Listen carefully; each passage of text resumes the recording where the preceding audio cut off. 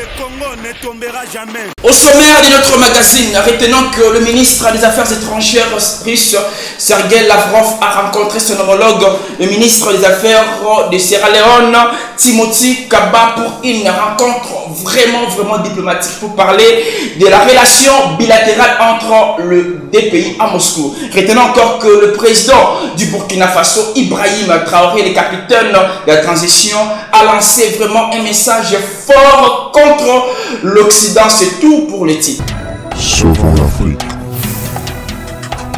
Salut tout le monde, bienvenue sur votre nouveau numéro du magazine Sauvons l'Afrique. Quant à moi, je vous dis humblement merci pour votre réelle attention. Mais avant de vous donner nos informations de ce jour, retenons que nous demandons à tous les Africains et les Africaines, à tous les panafricanistes, à tous les habitants de l'Afrique, habitants de notre continent, vous pouvez en Europe, en Asie, en Océanie, même en Australie, même ici en Afrique, retenons que nous vous demandons chaleureusement de ne plus zapper nos vidéos, car l'Occident ne veut pas vraiment que les images qui parlent du panafricanisme puissent être diffusées dans des chaînes africaines, même des chaînes occidentales. Raison pour laquelle nous vous demandons, vraiment s'il vous plaît, tous les panafricanistes, tous les Africains, vous qui aimeriez toujours à être à la page, à suivre nos émissions, nos magazines, nos informations, vraiment s'il vous plaît, partagez nos vidéos et puis aimez nos vidéos, likez et commentez nos vidéos pour barrer la route à tous les prédateurs, parce que l'Occident ne veut pas que l'image de l'Afrique puisse être diffusée et l'injustice occidentale puisse être dévoilée à la face du monde. Raison pour laquelle nous vous demandons de rester toujours scotché, branché et de regarder nos vidéos et de partager pour contrecaler tous les projets machiavéliques de l'Occident. Nous commençons. Sauvons l'Afrique. Comme je vous ai annoncé au sommaire que le président du Burkina Faso, Ibrahim Traoré, le capitaine de la transition burkinabé, a lancé un message très fort contre l'Occident, suivant les détails. Aujourd'hui, notre combat, c'est pouvoir nous unir. Parce que unis, nous sommes forts. Divisés, on est faible. Ils ont toujours travaillé à nous diviser.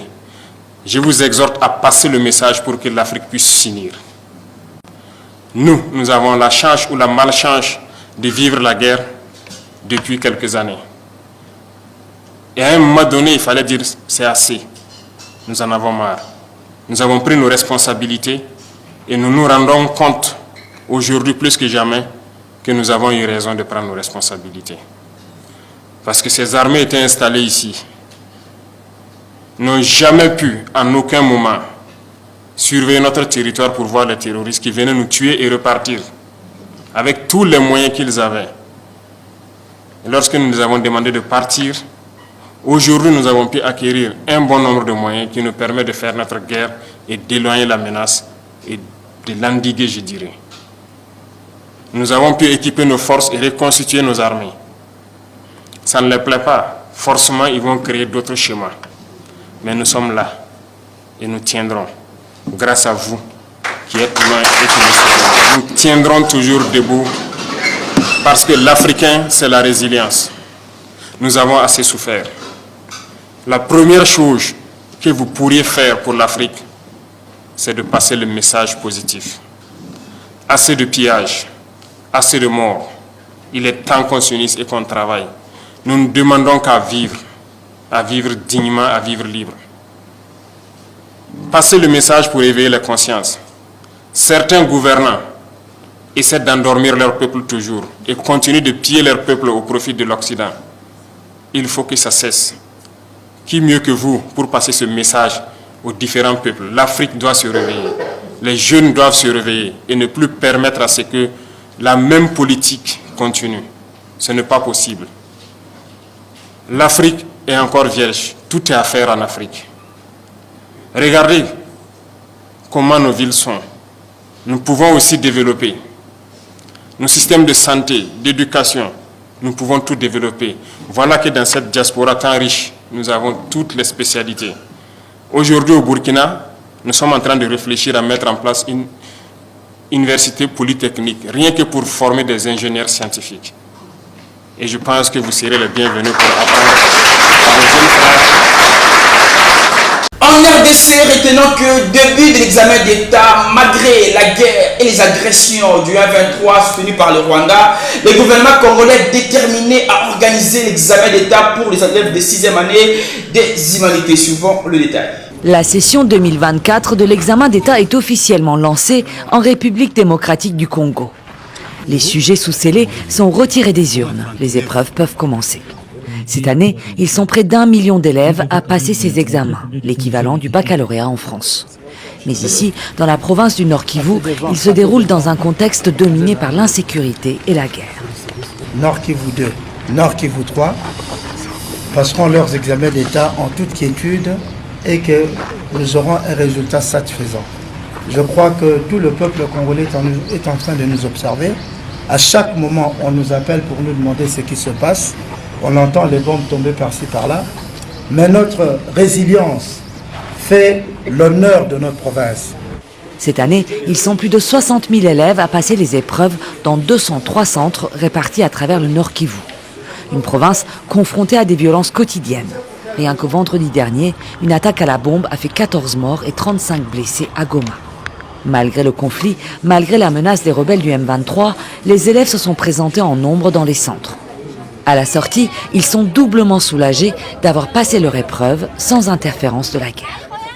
Mon inquiétude était qu'on ne puisse pas réussir à passer l'examen à cause de l'insécurité. Et à part ça, ça n'a pas vraiment été facile, mais Dieu merci, nous sommes là. Il y a eu des bombardements ailleurs, à Mugunga. Ce matin, on a attendu des coups de balle et on a eu vraiment la frayeur de venir passer l'examen, mais on a terminé notre examen d'aujourd'hui et ça a aidé. Pendant que les uns ont bravé leur peur pour passer les épreuves, d'autres n'ont même pas eu le choix. L'intensification des affrontements entre l'armée congolaise et les rebelles du M23 a déplacé des centaines de milliers de personnes, comme Fiston Boma qui vit dans le camp de Boulengo. Ce matin, le jeune homme de 15 ans a tenu à porter son uniforme d'école, en souvenir de sa vie d'avant dans le village de Kilolirwe. Une vie où il aurait passé son examen d'État cette année. Ça fait mal. Je me rappelle de l'époque où j'étudiais. Que les autorités nous aident à combattre et que la guerre se termine pour qu'on continue nos études. Ils nous ont promis qu'on allait continuer les études ici, mais ils ne nous ont pas donné d'endroit pour qu'on puisse continuer. Regardez comment je suis avec mon uniforme. Vraiment, c'est triste. On veut rentrer chez nous pour pouvoir continuer les études, comme avant. Comme lui, des milliers d'élèves sont désormais privés d'école et privés d'examens de fin d'année. Le général des forces armées de la République démocratique du Congo, Christian Chiwewe, a rencontré son homologue, le général ougandais Moïse Mugaba, là-bas au Nord Kivu, précisément à Kasindi, pour une rencontre vraiment tellement diplomatique et de parler de l'insécurité au Nord Kivu, suivant les détails. En sortant de l'hélicoptère, Christian Tsiwewe, le chef des forces armées congolaises, salue ses hommes. Il vient d'arriver à Kasindi, cité du Nord Kivu, frontalière avec l'Ouganda, où il retrouve le général d'armée Muhoozi Kainerugaba, son homologue ougandais, qui n'est autre que le fils du président Yoweri Museveni, au pouvoir depuis 1986. Les formalités sont échangées. Les deux hommes se retrouvent ensuite devant la presse et un parterre d'officiers. L'objectif ? Faire le point sur l'opération conjointe lancée par les deux armées il y a 3 ans pour chasser les rebelles ADF de la région. Beaucoup de terroristes ont été éliminés. Certains d'entre eux ont été capturés et d'autres se sont rendus de même. Nous n'avons aucun doute, car ce mouvement est sensiblement affaibli à partir des opérations conjointes menées par nos deux armées. Un accord de coopération militaire qui a porté ses fruits selon les deux états-majors. Mais le groupe rebelle, responsable de nombreuses exactions, conserve toujours une capacité de nuisance. Il reste maintenant de l'autre côté de la RN4, du côté ouest, où nous sommes en train de malmener ces terroristes qui sont en train de savourer le dernier feu de désarmer. Les deux armées se félicitent. L'engouement est plus mesuré dans la population. En avril 2024, malgré la présence militaire, une quarantaine de civils ont été tués, rien que dans le territoire de Béni. La chose qui nous a fait regretter est de venir faire l'évaluation avant que la guerre n'est pas finie.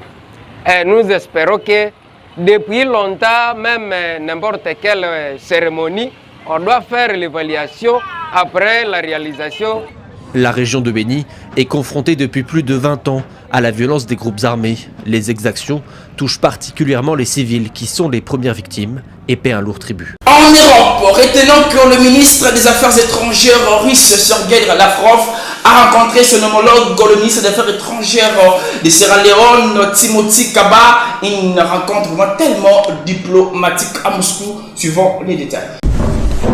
Le ministre russe des Affaires étrangères Sergei Lavrov a rencontré mardi son homologue sierra-léonais Timothy Kaba à Moscou pour discuter des relations bilatérales. En plus du renforcement de leurs liens diplomatiques, Moscou et Freetown réfléchissent à une coopération dans le domaine énergétique. Aujourd'hui, je suis très heureux d'être ici pour contribuer à approfondir et à renforcer la coopération entre nos pays.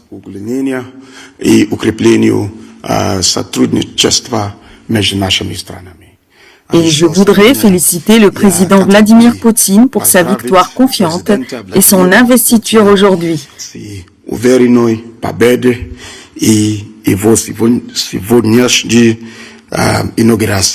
Et lui souhaiter ainsi qu'à tout le peuple russe davantage de prospérité.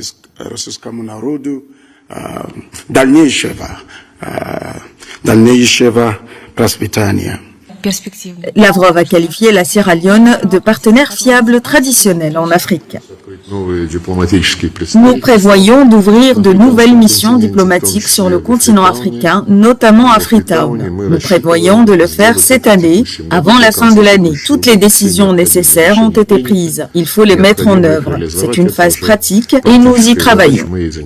Le chef de la diplomatie russe a également annoncé que les deux pays envisageaient une coopération dans le domaine de l'énergie, notamment la possibilité de construire une centrale nucléaire en Sierra Leone. Course aux élections européennes, retenons que Marine Le Pen et Jordan Bardella tellement pressés par un député pro-Emmanuel Macron. Marine Le Pen et Jordan Bardella étaient en meeting à Perpignan mercredi. Ils ont appelé votre camp à ne pas se disperser. Voter pour vous est une voie perdue. C'est le message qu'ils ont fait passer. Que leur répondez-vous? L'enjeu, c'est de battre Emmanuel Macron au Parlement européen. Tous ceux qui aujourd'hui essayent de motiver les électeurs à aller aux urnes en leur promettant demain que si Emmanuel Macron n'est pas premier dans ces élections, il y aura une dissolution, est un mensonge. C'est mentir que de dire aux Français que si ils vont faire en sorte qu'Emmanuel Macron soit pas premier, ça va changer au niveau national. Non, ce qui est l'enjeu de ces européennes, c'est de changer la majorité au Parlement européen, donc de battre Emmanuel Macron au Parlement européen. Et moi je dis la différence entre le Rassemblement national et nous, elle est très simple, c'est que le Rassemblement national aujourd'hui, même si c'est un parti puissant, est dans un groupe qui est un groupe isolé, qui est un groupe marginalisé, qui n'a pas d'influence. Or, à l'inverse de nous, nous appartenons aujourd'hui à un groupe, le groupe des conservateurs, qui peut non seulement passer devant Renew, donc le groupe de Macron, mais qui peut en plus faire basculer la majorité. En réalité, le vote utile aux élections du 9 juin prochain, c'est Reconquête, parce que c'est là que se trouve la capacité à agir. C'est par ces numéros que nous mettons en terme notre magazine de séjour. Merci pour votre réelle attention. Vraiment, je vous demanderai de vous abonner, de aimer, de liker et aussi de partager nos magazines pour une large diffusion. Comme je vous ai annoncé au sommaire que nous vous supplions, nous vous demandons richement vraiment de commenter nos vidéos, de liker nos vidéos, de partager et de vous abonner. Vraiment à tous les Africains et tous les panafricanistes, vraiment partagez, aimez, abonnez-vous pour notre nouveau contenu du magazine Sauvons l'Afrique. On va toujours continuer à sauver l'Afrique. Merci pour votre réelle attention. On se retrouve au prochain numéro. Merci, bye et portez-vous bien. Merci. Le Congo ne tombera jamais.